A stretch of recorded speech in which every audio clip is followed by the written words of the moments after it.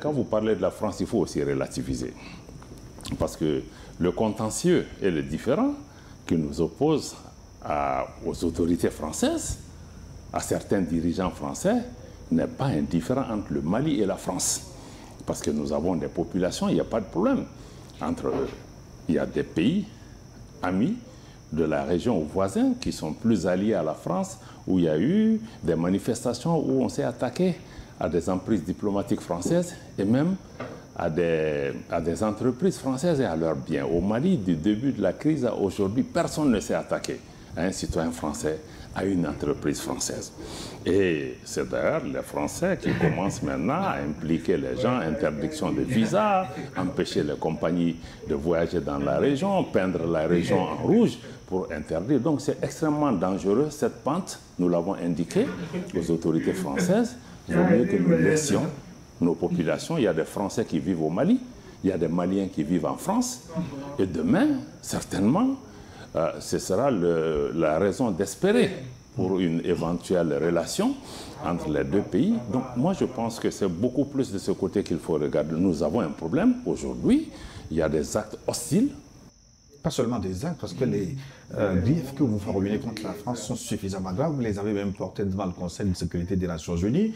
Vous accusez l'État français d'être en intelligence avec les groupes terroristes, que les armées françaises lagueraient de temps en temps des armes aux groupes terroristes, avec des renseignements au détriment des forces armées maliennes. Cette plainte n'a pas encore prospéré, mais pourquoi vous ne cherchez pas d'autres canaux pour vous faire entendre? Pourquoi vous ne déballez pas sur la place publique ce que vous reprochez à la France, monsieur le ministre? D'abord, je dois dire que nous assumons cette posture, parce que tout ce que nous disons est réel et avéré. Les autorités françaises sont dans une posture d'hostilité, d'agressivité, et des actes de déstabilisation sont quotidiens. Maintenant, les uns et les autres peuvent toujours se poser la question, ou on nous a posé souvent cette question, est-ce que les éléments de preuve que vous avez, d'abord, je dois dire que le Mali n'est pas membre du Conseil de sécurité, ce n'est pas nous qui décidons. Nous avons porté une plainte sur le plan international, dont nous attendons toujours qu'elle puisse avoir une suite favorable. Mais maintenant, pour ce qui concerne cette question, pourquoi on n'amène pas, par exemple, ces éléments sur votre plateau de télévision? Parce que nous sommes un État. Nous ne sommes pas en train de faire la délation. Nous avons un pays qui est membre du Conseil de sécurité des Nations Unies, membre permanent, qui a des responsabilités internationales, qui s'adonne à des activités sur le terrain au Mali qui sont incompatibles avec ce statut de membre permanent du Conseil de sécurité des Nations Unies. C'est que nous avons demandé, mais le soutien à des groupes terroristes, les liens qu'il y a. Mais nous avons montré de mille manières, même il y a eu des avions qui ont pénétré notre espace aérien, qui sont pris des groupes terroristes. Dans le communiqué du gouvernement, l'ensemble de ces ans, il y a des fournitures d'équipements à des groupes terroristes. Il y a plusieurs activités de cette nature qui ont été clairement déclinées dans un communiqué officiel du gouvernement. Et nous avons indiqué qu'en plus de ça, nous avons des éléments matériels. Ce que nous souhaitons, c'est une séance solennelle. Parce que le Conseil de sécurité, quand ça se réunit, c'est documenté, ça reste pour l'histoire. Donc ce n'est pas aller mettre dans des journaux, mais nous souhaitons que dans une instance internationale où les responsabilités sont situées, qu'on puisse regarder est-ce que ce membre du Conseil de sécurité mérite la place qu'il tient au niveau du Conseil de sécurité. Est-ce que ces actions sur le terrain de défense des droits de l'homme, de protéger la paix et la stabilité sont conformes avec le mandat qui lui est donné en tant que membre permanent du Conseil de sécurité? Ce sont ces éléments qui justifient la posture du Mali. Vous faites dos à la France pour embrasser la Russie. Est-ce que vous donne satisfaction de la Fédération de Russie par le partenariat que vous avez noué avec... Pour moi, ce n'est pas faire dos à la France. On a tiré les conséquences d'une relation qui ne donne pas satisfaction, qui ne respecte pas nos valeurs, qui ne respecte pas notre dignité, notre souveraineté. On en a tiré les conclusions. Maintenant, la Russie dont vous parlez n'est pas un nouvel acteur au Mali. Aux premières heures de l'indépendance du Mali déjà, notre pays entretenait des relations de coopération économique, commerciale et même militaire. Avec la Russie, beaucoup de sociétés et entreprises d'État au Mali ont été établies grâce à la coopération avec la Russie. L'armée malienne son équipement de façon historique et la formation du personnel a été essentiellement faite de l'époque de l'ancienne URSS à aujourd'hui.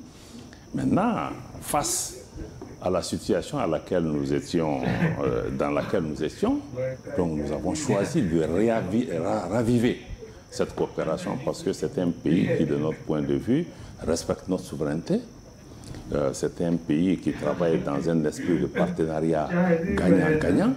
Donc certains le disent, oui, bon, pourquoi vous quittez un maître pour aller vers un autre? Non, il faut se rappeler que la Russie n'a pas colonisé un pays africain. La Russie a plutôt aidé des pays africains à se libérer. Donc, ceux qui disent ça, je pense qu'eux-mêmes, ils ne sont pas sortis de l'esprit colonial. Parce qu'on ne cherche pas de maître. On cherche vraiment des relations de partenariat avec tous les pays qui le souhaitent. Encore une fois, le Mali n'est pas naïf. Nous savons apprécier tous les partenariats. Chaque partenariat a un plus ou a aussi des faiblesses. Mais nous cherchons sur le plan sécuritaire aujourd'hui la relation entre le Mali et la Russie, mais ce n'est pas des cadeaux qu'on fait au Mali. C'est même des relations avec le Mali et la Russie ou le Mali et Wagner? Parce qu'il vous est reproché régulièrement de contracter avec un groupe privé militaire. Vous savez, ça, on ne tombe pas dans les éléments de langage de ceci. J'ai dit que le Mali a des relations avec la Russie.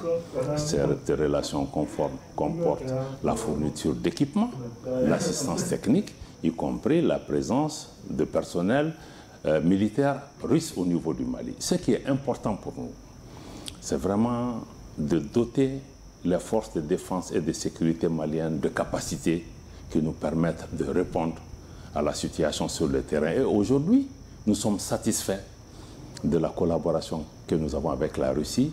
Et aujourd'hui, les Maliens sont fiers des capacités qui ont été acquises par leur armée et surtout du travail formidable que l'armée est en train de faire pour protéger les personnes et les biens. Malheureusement, certains qui sont partis veulent qu'après leur départ, ça soit l'apocalypse. Ils ne diront rien de bon et ils sont en train de tout faire pour que l'expérience que nous avons de rebâtir notre armée nationale ne puisse pas marcher. Donc, ce n'est pas la préoccupation du Mali. Notre préoccupation, c'est comment répondre aux attentes des populations maliennes. Et nous le faisons, nous investissons, nous faisons des sacrifices importants. Et je voudrais, au passage, saluer l'action des hommes et des femmes, des forces de défense et de sécurité maliennes qui se battent sur le terrain avec combativité, détermination et aussi un sens élevé du sacrifice. Je pense que c'est ce qu'il faut retenir. Je voudrais qu'on évoque également la géopolitique du Sahel qui fait face à une série, certains parlent d'épidémie de coups d'État. Après le Mali, on a connu des coups d'État au Burkina Faso et au Niger. Pourquoi le Mali a-t-il soutenu ces régimes militaires qui se sont installés? Je pense que ce qu'il faut comprendre, c'est que les pays dans lesquels il y a eu... Nous, on est assez modestes. Ce qui s'est passé au Mali, c'est le résultat des évolutions politiques au niveau du Mali, où les Maliens ont estimé à un moment qu'ils doivent prendre des mesures pour essayer d'arrêter la saignée.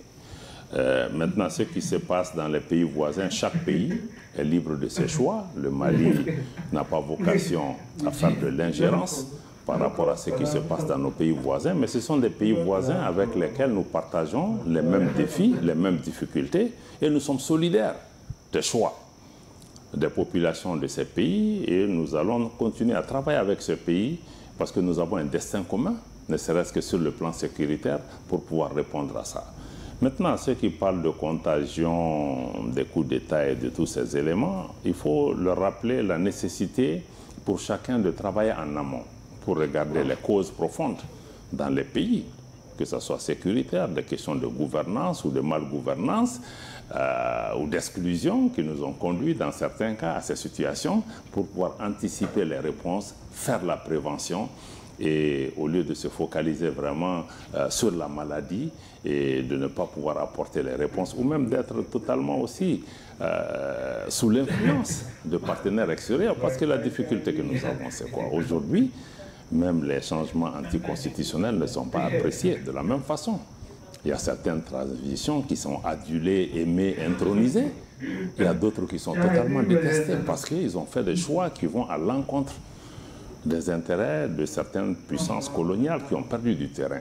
Donc nous sommes engagés aujourd'hui dans ce combat où les gens ne regardent pas ça. Si c'est des principes, les principes doivent être les mêmes pour tout le monde. Moi, je crois qu'il faut qu'on soit pragmatique. Quand il y a des changements, travaillons, comme ici à Lomé, nous sommes là, dans le cadre du forum, Lomé Peace and Security Forum. Je voudrais saluer l'action du président Faure Essosimna Gnassingbé et vraiment tout l'accompagnement du peuple togolais et de mon frère le ministre Robert Dussé pour le choix de Lomé et du Togo pour la paix, la tolérance et le dialogue. Le Togo a fait le choix que chaque fois qu'il y a la difficulté, il tend plutôt la main au pays. Il essaie de comprendre, il essaie d'accompagner. Et c'est dans ce cadre-là que nous saluons particulièrement l'effort de médiation du président Faure qui a par exemple permis, dans la crise des militaires entre le Mali et la Côte d'Ivoire, a permis de trouver une issue heureuse. Je pense qu'aujourd'hui, nos voisins de la région, nos organisations régionales, la CEDEAO, l'UEMOA, doivent pouvoir inscrire leur approche dans le cadre vraiment de la recherche de solutions et non de chercher, après avoir condamné, blâmé, appliqué des règles ou des mesures restrictives, qu'est-ce qu'il faut faire? Il faut des solutions pour en sortir. Puisque vous évoquez le Togo, en dehors de la médiation pour la libération des 49, certains parlent de mercenaires, d'autres de militaires ivoiriens. Quelle forme d'appui le Togo a apporté au Mali pour le maintien et la stabilisation du régime de transition? Les relations qu'on a avec le Togo sont d'abord des relations de confiance et de respect mutuel entre le président Faure Gnassingbé et le président Goïta, entre le ministre Dussé et nous-mêmes. Et cette relation est bâtie sur le respect mutuel, sur la distance que le Togo prend par rapport à l'appréciation des situations, l'écoute dont nous bénéficions, parce que le Togo ne cherche pas à nous juger ou à nous pénaliser, mais le Togo cherche plutôt des solutions. Donc, notre relation avec le Togo est bâtie sur ça et nous apprécions l'approche du Togo qui cherche toujours à agir de façon constructive pour qu'une solution soit trouvée, pour que les relations du Mali avec notre ensemble régional puissent chaque fois s'améliorer. Je ne pense pas qu'il y ait d'autres bases de notre relation avec le Togo, au-delà de cette relation fraternelle, empreinte de confiance, d'écoute mutuelle et de compréhension d'un destin commun. Comme le Mali, le Niger aujourd'hui est sous sanction de la CEDEAO, quelle forme de conseil, d'appui vous apportez à la transition nigérienne? Encore une fois, le Mali n'a pas vocation à exporter nos problèmes ou même notre expérience, que ce soit. Nous sommes dans un ensemble, nous ne cherchons pas à juger. Nos pays frères comme le Niger et le Burkina, s'ils sont dans des difficultés, s'ils souhaitent que le Mali accompagne avec les moyens modestes que nous avons, nous le ferons. Par exemple, sur le plan sécuritaire, nos pays travaillent ensemble dans la zone du Liptako-Gourma parce que nous avons un destin commun, parce que le Mali reste conscient du fait que toute déstabilisation du Burkina a un impact sur le Mali, comme toute déstabilisation du Niger a également un impact sur le Mali. C'est la conscience du lien inextricable des défis auxquels nous sommes confrontés et aussi du fait que nous n'apportons pas de jugement de valeur sur ce qui se passe au Niger ou au Burkina. Il appartient au peuple et au gouvernement de ces pays de faire des choix que nous respectons. Et nous avons nous-mêmes nos propres problèmes, en toute modestie, mais nous allons tendre la main à ceux qui ont besoin de notre aide et nous demanderons aussi de l'aide à ces pays. C'est dans ce cadre que se situe la collaboration parce que nous sommes tous les trois aujourd'hui des pays en transition. Et les attitudes souvent agressives, punitives qui sont prises à l'endroit du Niger, on a appliqué la même chose au Mali. Et nous avons trouvé que ce n'était pas productif, ce n'était pas inacceptable dans certains cas. Et si ça se fait contre le Niger, naturellement, le Mali se lèvera parce que nous trouvons que c'est injuste aujourd'hui de punir toute la population nigérienne parce qu'on n'est pas d'accord avec certains dirigeants. Donc c'est ça, fondamentalement, les questions. Et nous l'avons mis très clairement, que nous sommes opposés à toute agression, toute invasion militaire, toute intervention militaire au Niger, d'abord parce qu'elle ne constitue pas la solution, parce que c'est un pays qui fait face déjà à la menace terroriste, une des armées les plus aguerries de la région qu'on veut déstructurer, et que toute intervention militaire ne fera que, au lieu de favoriser la libre circulation des personnes, ça va plutôt favoriser la libre circulation des terroristes dans la région. Est-ce que vous êtes allé au-delà des déclarations? Est-ce que vous avez envoyé des troupes préventives pour justement vous préparer le Niger contre l'attaque de la CEDEAO? Vous savez, M. Boko, nous sommes sur un plateau de télévision et nous sommes écoutés par nos amis et par nos ennemis. Donc je ne vais pas aller dans certains détails, mais ce que je peux vous dire, sur le plan politique et sur le plan officiel, nous avons mis en place l'Alliance des États du Sahel. Cette alliance est une alliance militaire, contre toute agression de nos pays, où nous allons répondre collectivement, et pour lutter ensemble contre le terrorisme et tous les autres facteurs d'instabilité. Mais qu'au-delà de sa dimension militaire, solidaire, nous travaillons parce qu'il existait aussi déjà l'autorité du Liptako Gourma, qui a été créée par traité depuis les années 70, qui lie les 3 pays. Donc nous comptons aussi renforcer la dimension de développement économique, l'exploitation de nos ressources, regarder aussi les questions monétaires et les questions économiques qui touchent nos populations. Donc nous sommes, c'est un peu dans ce... Nous privilégions plutôt pas une réaction, mais une réponse stratégique à des menaces qui sont dirigées contre nos pays ou à des défis auxquels nos populations sont confrontées. Partagez votre opinion dans les commentaires et surtout abonnez-vous à notre chaîne et activez toutes les notifications pour être les premières personnes à être informées quand nous allons mettre une autre vidéo en ligne. À la prochaine vidéo.